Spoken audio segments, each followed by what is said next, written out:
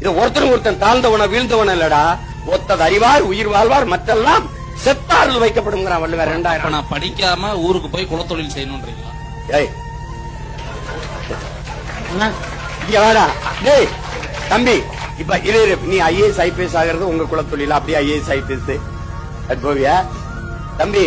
வேளாண்மை தொழில் அல்ல தம்பி, வாழ்க்கை முறை, வாழ்க்கை கலாச்சாரம், பண்பாடு. இங்க பாரு, ஏன் தொழில் இல்லைன்னா தாய் குழந்தைக்கு பால் ஊட்டுறது எப்படி தொழில் இல்லையோ அப்படி பூமி தாய் தன் பிள்ளைகளுக்கு சோறு ஊட்டுறது தொழில் இல்ல. வேளாண்மை என்பது வாழ்வியல் முறைடா தம்பி. டேய் அப்படி சொல்லாத, உனக்கு பிடிக்கலைன்னா விட்டு குலத்தொழில்னு சொல்லாத. அது குலத்தொழில் இல்ல, குல தெய்வத்தின் தொழில். அதை புரிஞ்சு பேசு. வேளாண்மை என்பது உலகத்துக்கு உணவு நிற்கிற தெய்வத்தின் தொழில்.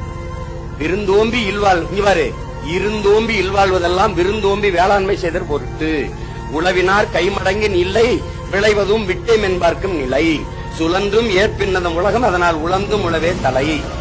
புரியுதா உனக்கு? புரியுதா? அப்புறம் உழுவார் உலகிற்கானே அட்டாற்றாது எழுவாரை எல்லாம் பொறுத்து.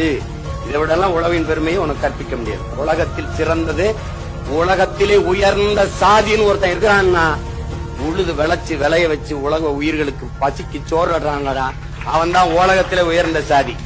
நீ என்னமா குலத்தொழில் செய்வ சாமி, நீ செய்யாத.